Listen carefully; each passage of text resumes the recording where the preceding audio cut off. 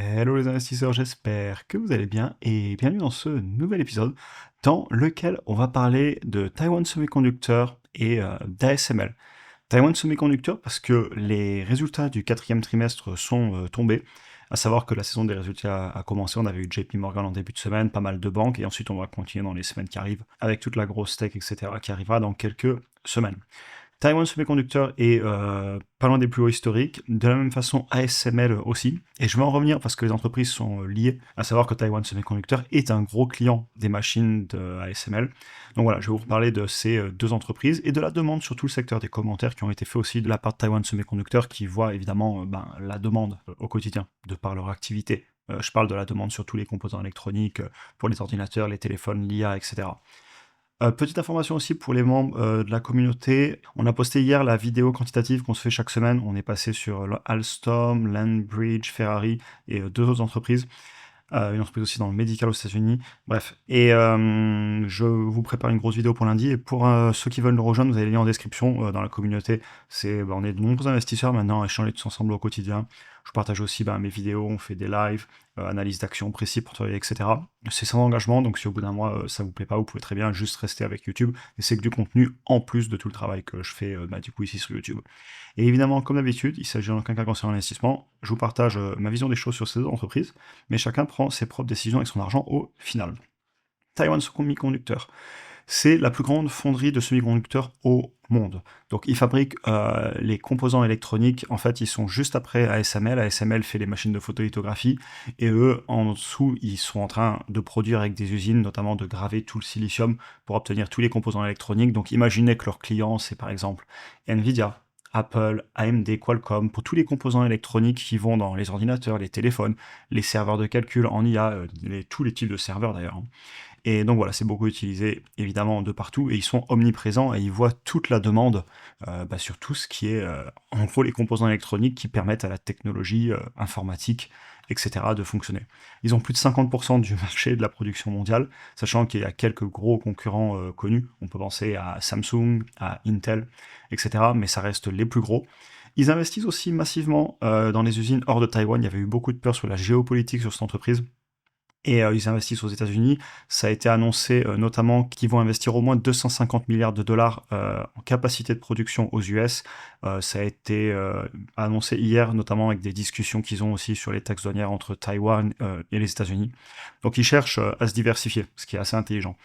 Au niveau du prix à payer, on avait fait une vidéo dessus pour les résultats du troisième trimestre 2025.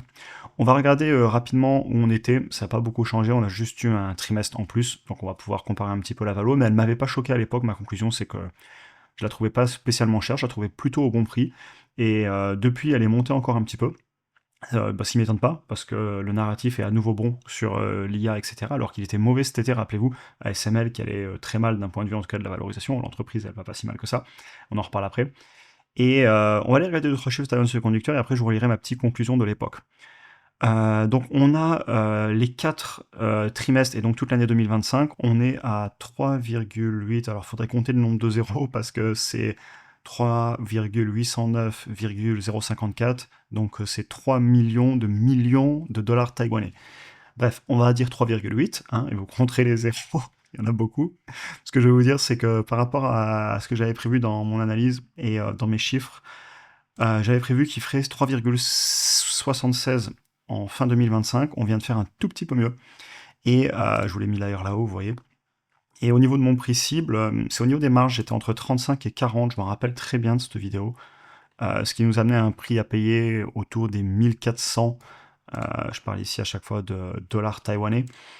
Attendez, je retrouve, je me suis perdu entre mes onglets.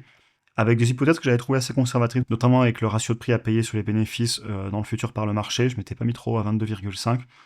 Et je voulais vous montrer les marges. Elles s'améliorent encore, hein, c'est assez impressionnant. Sur le trimestre d'avant, en marge nette, on était à 45. Alors moi, j'avais pris la médiane dans l'analyse. Et ici, 38, j'avais été un tout petit peu plus généreux. Je m'étais mis à 40. Mais si on continue à avoir des meilleures marges, ce qui n'est pas encore fait, moi j'aime bien être raisonnable, donc 35, 40, ça me va bien. Mais on n'est vraiment pas loin du prix. Ce que j'essaie de vous dire, c'est que si vous aimez vraiment l'entreprise, si un investisseur, j'entends, aime vraiment l'entreprise, très certainement qu'en ayant des hypothèses un petit peu plus positives, pareil sur les croissants, je pense que j'ai été assez raisonnable, euh, La valo ne me choque pas, surtout pour la qualité du business.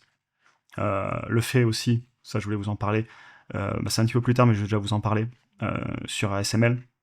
Ils voient au quatrième trimestre une activité soutenue avec une forte demande pour leur technologie de pointe. Et pour le premier trimestre 2026, ils prévoient que cette forte demande va continuer. Donc il y a vraiment beaucoup d'adoption. Ils font du mieux qu'ils peuvent pour répondre. Ils investissent beaucoup, ils l'ont annoncé aussi, hein. Ils vont beaucoup investir en nouvelles capacités de production.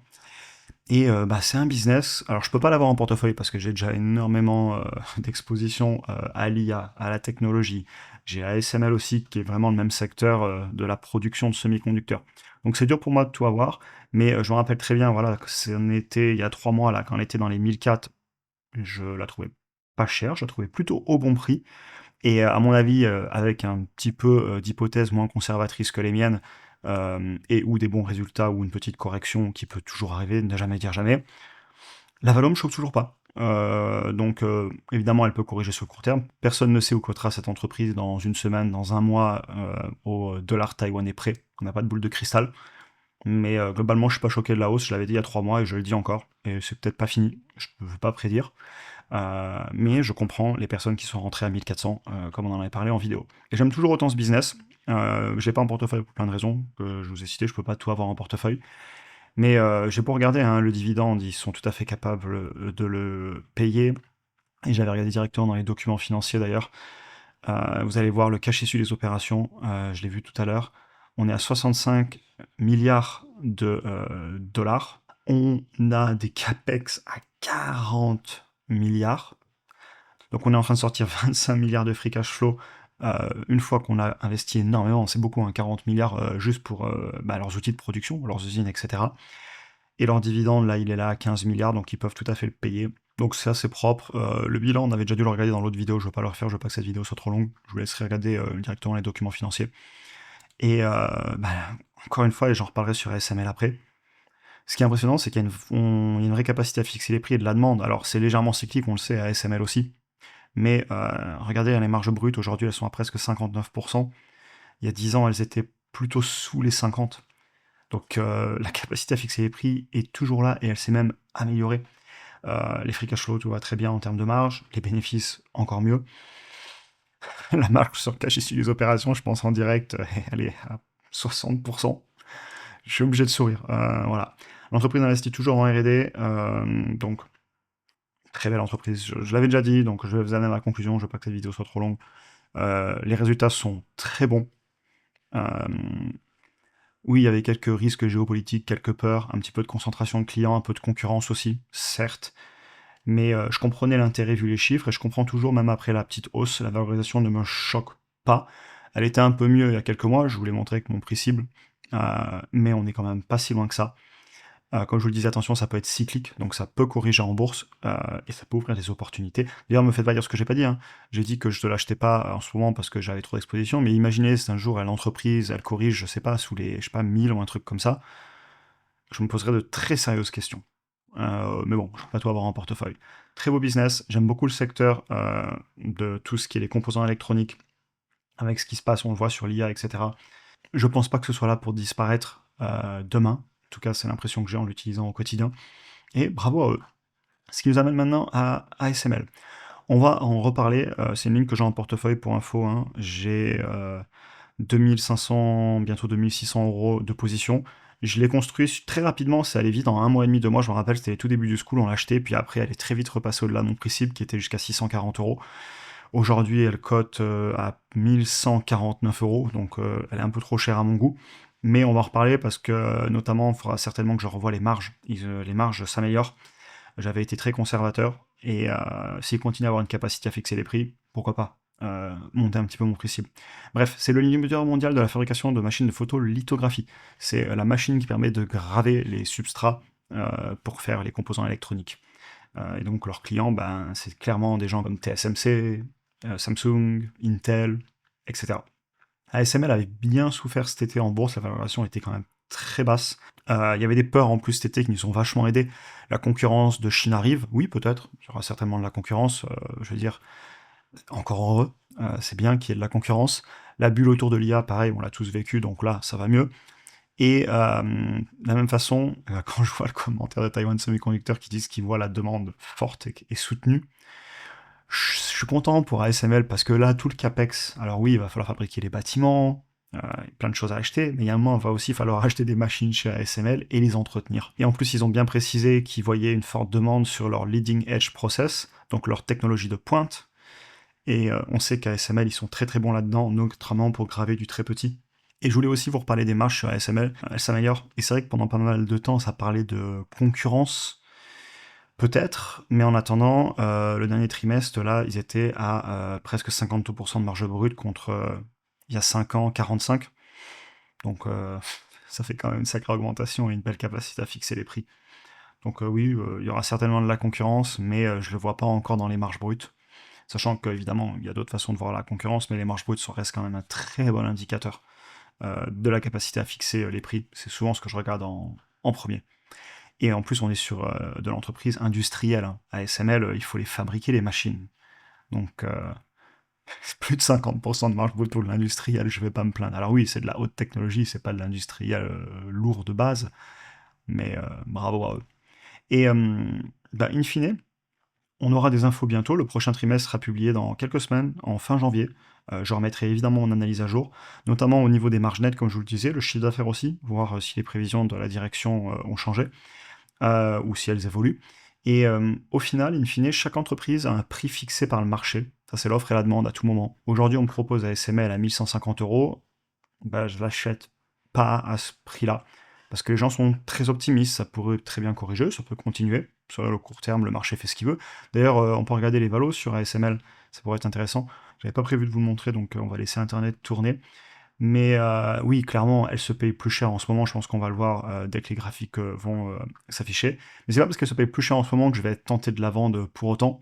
D'ailleurs, si ça venait à respirer et que mon prix cible était à nouveau bon, je pourrais en acheter plus. Ma position est petite à moyenne, c'est pas une grosse position. Mais vous voyez les valeurs, regardez, hein. Quand on était en juillet, on était à 7 fois le chiffre d'affaires. Aujourd'hui, on est à 12,9, 13 fois. Pareil, prix par rapport au free cash flow, on est à 44, pas loin en ce moment, 40 et des poussières. On était à 25. Donc en ce moment, j'y touche plus. Mais ne jamais dire jamais en bourse, ça peut aller dans tous les sens sur le court terme. Sur le très long terme, on reviendra certainement à un ratio de prix raisonnable de la capacité d'une entreprise à générer du cash pour l'investisseur. Mais là, je parle de 5 ans, 10 ans et plus. Ce qui d'ailleurs, ce que j'écris là, on en parle dans 5 ans, 10 ans et plus. Donc la prochaine étape pour moi, c'est d'attendre les prochains résultats d'ASML, et on verra bien si mon prix cible monte. Je peux pas le faire, j'ai pas plus d'infos. La dernière mise à jour, elle était d'octobre, j'ai regardé la date. Et pareil, les résultats sur Taiwan Semiconductor sont très bons, et l'entreprise n'est pas obligée de ultra bien réagir en bourse. Alors elle a quand même fait un nouveau plus haut historique hier, elle a l'air d'avoir fermé juste au-dessus, mais on ne sait pas où on sera dans une semaine, et ça m'importe assez peu, à vrai dire.